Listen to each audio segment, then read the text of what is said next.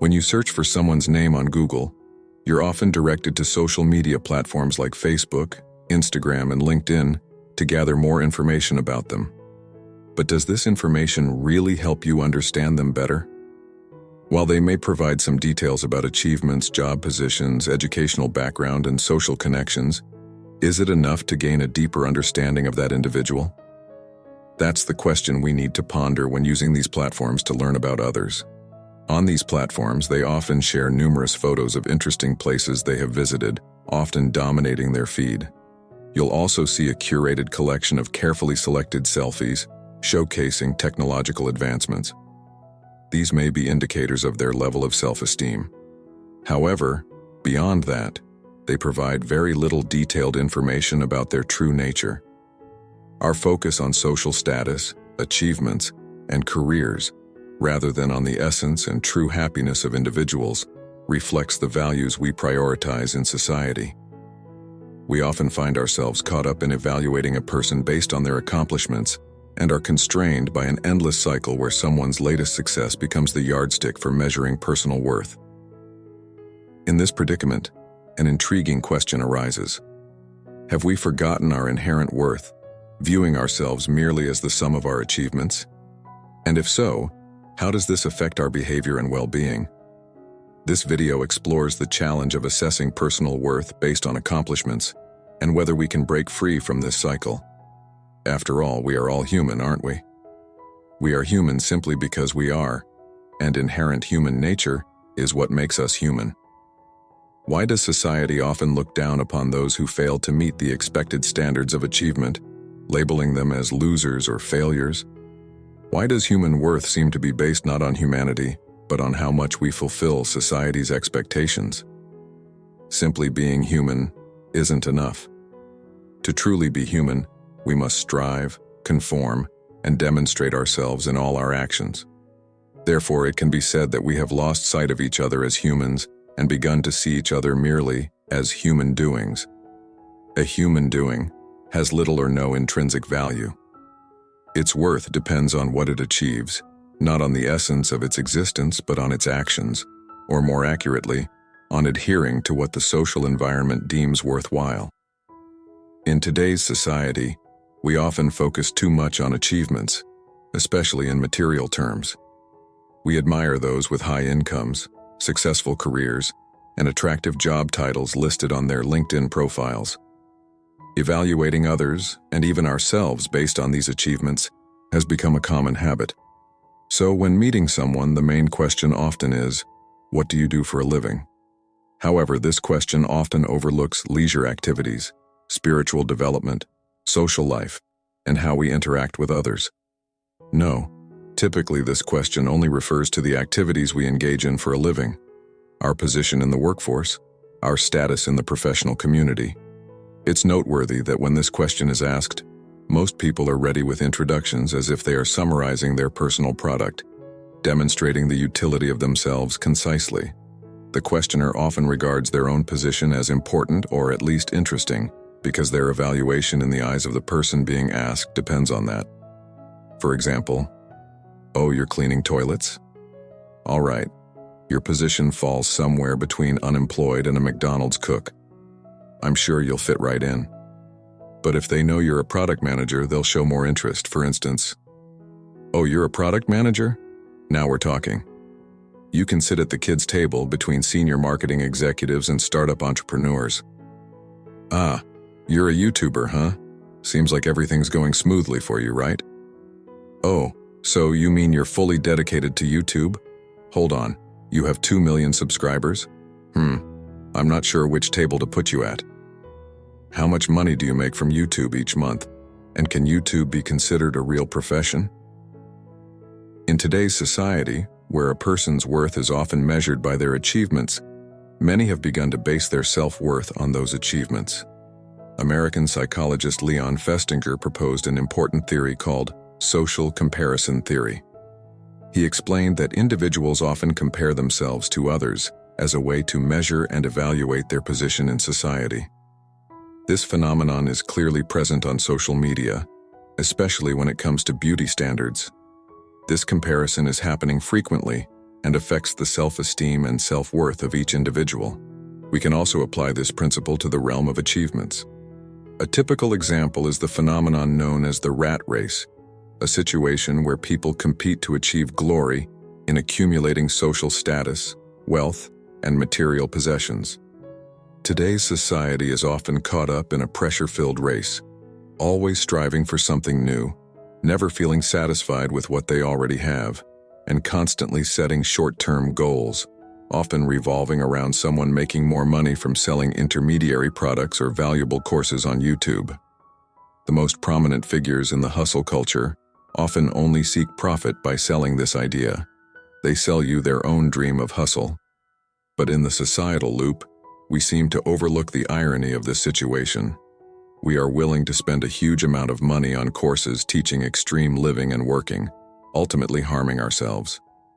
We enthusiastically embrace becoming prisoners of hustle, even willing to pour money into it. And as a result, many young people are falling into despair, seeking an internet guru just to be directed to labor intensely and incessantly grind themselves. But what's the problem? Where does the issue lie? It's the knocking of disappointment at the door, as expressed in an ancient Roman saying. We do this because in society, our worth is often evaluated based on our achievements. As accomplishments rise, so does prosperity and recognition from others. In the book The Burnout Society, German-Korean philosopher Byung-Chul Han describes the transition from a disciplinary society to an achievement society. He emphasizes that the 21st century society is not only a place that promotes compliance, but also encourages success and achievement. Furthermore, its inhabitants are no longer obedient subjects, but achievers themselves. They become entrepreneurs of their own. According to Han, in a disciplinary society, the focus often lies on what people cannot do, whereas in an achievement society, attention is placed on what people can do. Thus, disciplinary societies tend to be negative, while achievement societies tend to be positive. The belief in "we can" is the heart of this society. It opens doors to unlimited possibilities, dreams of greatness we can achieve, achievements we can reap, and advancements we can conquer. It's a ray of hope for an unlimited future, a world where we can turn dreams into reality through relentless effort. While a disciplinary society enforces work ethics through coercion and punishment, an achievement-oriented society often promotes it by stimulating and selling dreams. Remarkably, positive approaches tend to yield better and more effective results. We not only work harder, but also have a stronger internal drive to achieve goals. We become more efficient slaves and no longer need to rely on owners because we bind ourselves. In fact, we may delegate much power to these motivation experts to awaken and drive us. However, the harmful effects of an achievement-oriented society are also evident. Alongside psychological stress and burnout risks, incessant pursuit of achievement can also diminish one's self-worth, as Han pointed out. When society continuously pushes us to strive relentlessly for happiness and success, and when people evaluate each other based on performance and achievement, it means that those who do not conform to these standards will feel excluded. As Han wrote in his book, disciplinary society continues to be dominated by no. This negative mood leads to the development of the uncontrolled and criminals. On the contrary, in an achievement-oriented society, those who do not achieve success often become depressed and feel like failures. As Han said, failure in an achievement society is almost a social crime. Failures and losers are often regarded as the ultimate criminals. Of course, it is very painful to be judged as not worthy in this modern and pressure-filled world. Therefore, not only is dreaming a motivation that propels us forward, it is also a nightmare when belittled, like a failure with a noose around their neck living in the basement, becoming a meme icon representing the bottom you can reach. The desire to outshine others, the focus on self-improvement, and the constant self-promotion on social media truly reflect the malaise of the era. Narcissism. Narcissism has become a prevalent concept today for a very simple reason. People are becoming increasingly narcissistic. We often label these individuals as narcissistic, but is it entirely their fault? In environments that encourage everyone to become a personal brand, constantly striving to shine and garner admiration, it's no wonder that narcissism has become so widespread. There's a crucial distinction between narcissistic tendencies and narcissistic personality disorder, or NPD. I want to focus on narcissistic tendencies, where excessive pride, self-admiration, and the need for excessive admiration are particularly emphasized. When speaking of narcissists, I'm referring to those who exhibit such tendencies. This suggests that narcissistic tendencies can be seen as the ultimate leaders of achievement-oriented society. They heavily rely on how others perceive them regarding status, importance, value, and similar factors. Their perceived image in the eyes of others, or at least how they believe others perceive them, is their self-image. Therefore, to uphold this image, they fully engage in achievement-oriented society. They race to be the fastest mouse, excel in beauty, or achieve the most in their chosen field. They don't hesitate to exploit others without remorse, as the end goal is what matters, not the means to achieve it. The narcissist exists in a self-made world. They are the absolute center of their own small universe, and others are often seen merely as objects to admire or use. Unfortunately, our modern society rarely punishes the behavior of these individuals.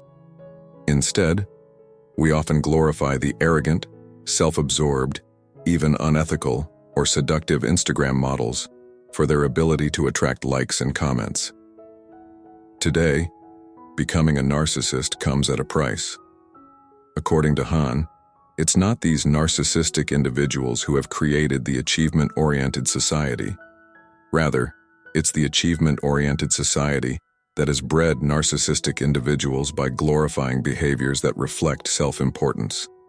When personal worth is tied to achievements, people feel confident when they meet their goals, but feel unworthy when they fall short. We often define our self-worth based on our achievements, so the world around us also judges us based on those achievements. Therefore, to maintain self-worth, we must constantly strive for success. Achievements are not inherently negative. History has witnessed many great achievements. However, the positivity of success and achievement is not always the most important part of life. We cannot always be successful. Life doesn't always bring continuous success. If we strive too hard, there will come a time when we have to pay the price. In life, failure and difficulties are inevitable, and they are just as important as any success. In fact, most achievements and successes depend on factors beyond our control. This implies that our worth is often determined by situations that we cannot control. But if we place our self-worth on things we can control, we're prone to becoming unreliable. Even if we meet societal standards and are recognized by others, self-satisfaction often only comes when we adhere to those standards. However, if external barriers prevent us from adhering, we may be seen as failures, and our self-worth can diminish. But then, what is value really? Isn't the value of a person or an object a relative concept? We often assess something as valuable because we decide it is so, don't we? However, abandoning conformity to societal demands is a challenge, and facing the consequences of that choice is even more difficult. But can creating self-value from stable and attainable sources make life healthier and stronger?